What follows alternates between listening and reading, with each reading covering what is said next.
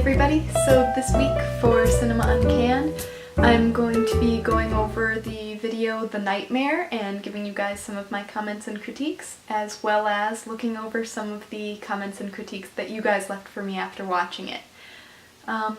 So let's get started with some of that. Alright, so for some of your guys' comments, first off, congratulations to Silas Agnew for being the first person to watch and comment on the video. He described The Nightmare as being uncanny, with a nice little pun in there, and then compared the discontinuity as being discombobulating, like an episode of Black Mirror. He went on then with an anecdote about his own nightmares, and also compared the nightmare to politics. And then one of the things he did suggest was adding in some first-person perspective for the dreamer to add some more of that disconcerting feel that you would have in a nightmare, which is really cool, and I did do a little bit of that, but I think if it were longer, like you said, more could be totally cool.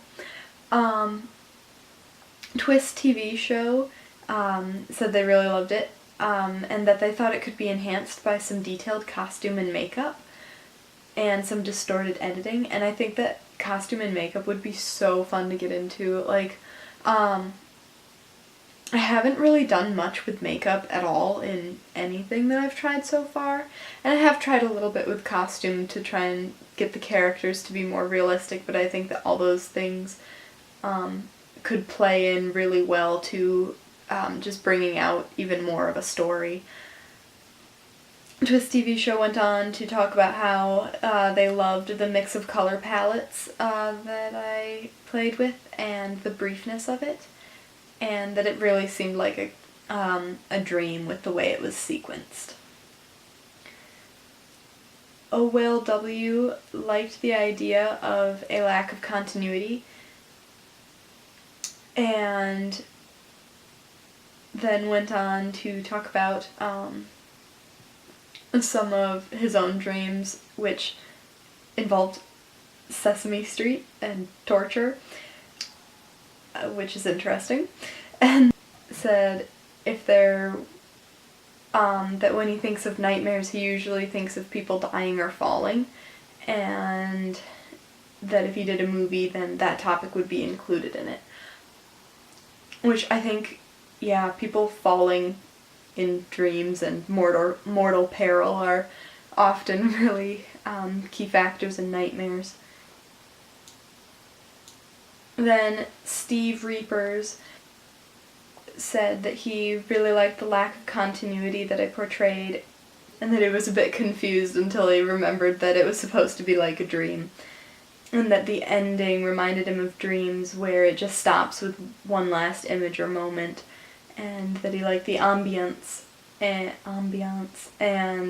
it made him quite anxious, like in a dream. And then he also liked the soundtrack. So that's really cool. I put a lot of effort into deciding what music to have playing during it to try and get that anxious feeling into the movie. So that's really awesome. I'm really glad you guys liked it, and thank you guys for your comments. With that, let's look for a little bit onto what I was going for with the filming of The Nightmare. So when I first started out with filming The Nightmare, what I had was this idea to do a dream where everything had that warped continuity. A lot of you guys commented that you really liked that in, or that you thought it worked out really well in the final project. So some of what went into recording that, we can take a look at that now. In The Nightmare, right here, this shot was actually shot at my work. It took me forever to be able to film the ravens because I would be up in the woods walking my dog, and the ravens would be up in the trees and they would be cawing, and I would be like, oh my gosh, this is the perfect shot for the nightmare. And I would run home and I would get my camera and my tripod and I would come back and the ravens would be gone. And I would look all over the woods and I couldn't find them. And so a couple times the ravens were at my work too, which was down the road from my house, and I would go there and I looked and I found the ravens there one time, so I brought my camera to work with me one day. And sure enough, the ravens showed up off in a back corner, and I was able to get this shot, the first shot of these two ravens taking off from woods. Now the second shot where the raven is landing in the tree, I did finally get a couple shots of them up in the woods one time, but they flew around too much and to the point where it was really difficult to anticipate where they were going to land.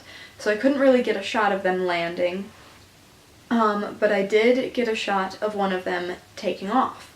And so the shot of this bird landing is actually the reverse of a shot of a bird taking off. And you can kind of tell that because of how the bird's face is pointed back. And if you watch it in reverse, it's actually going forwards, taking off, rather than as it's actually played landing. So, on from there, we have the cawing of the ravens at this point in an L cut going over to the children walking in their circle wearing their creepy black clothes. And they're supposed to be the birds in another form because people change in dreams where there'll be one thing in one scene of a dream and then another thing in another. So the children were supposed to be very reminiscent of the ravens. And they were asked in this scene not to look at the camera, which is really hard. And so a lot of them just kind of looked at the ground or stared off, which was awesome. It worked out really well. And then we get our first kind of a glimpse of our dreamer here in this shot. And you can tell that this shot is entirely in black and white. It's not just toned down like the other shots are. They're all supposed to be pretty monochromatic, but on those days it was really nice, a nice overcast day, so it was really cloudy, and it was really, and it's really good when it's cloudy outside if you're using natural light, because it's just like a silk over the entire sky, so all of the lighting is really even. But this day that we were filming The Dreamer, it was really bright and sunny, and the time of day we were filming, the sun was coming right into this window, so it was really hard to get the footage that we got to be monochromatic like all of the others. It didn't work because there was too much light.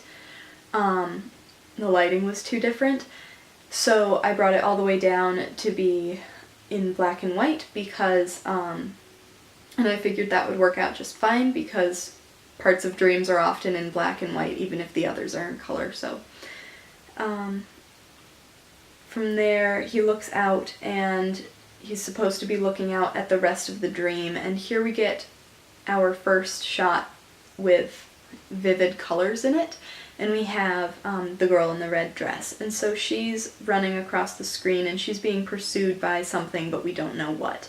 And she just looked behind her at whatever it was that was chasing her and then continued on running.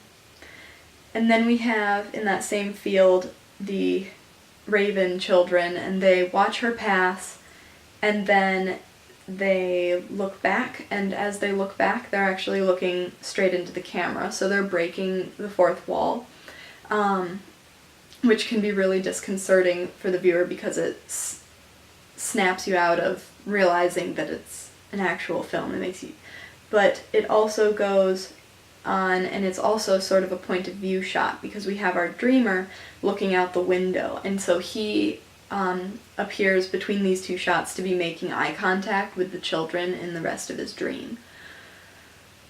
And so then behind him we have our phantom ghost character in the background to provide an element of danger toward the dreamer himself, which makes the nightmare all that more scary. And then we cut to black, and that is the end of the nightmare. But one thing I want to go back to really quick is this scene where we actually filmed on different days the children in the field watching the girl in the red dress run and the girl in the red dress run across. So in these shots where the children are watching her run, she wasn't there to run across the screen. So in order to get their head movement to be synchronized and to actually be watching someone run, I set up my camera on its tripod and then I ran across back and forth, and so that's how we got that shot. And by movie magic we were able to put it together, and the children were able to watch the girl in the red dress run across the screen. Alright, that's it for the nightmare. So next week I will be back with another video, another new video for you guys to comment on and critique. And in the meantime, if you'd like to see some behind the scenes of what I'm working on, you can visit my Instagram, which is cinema.uncanned. So I'll see you back next week, and for this week, that's a wrap.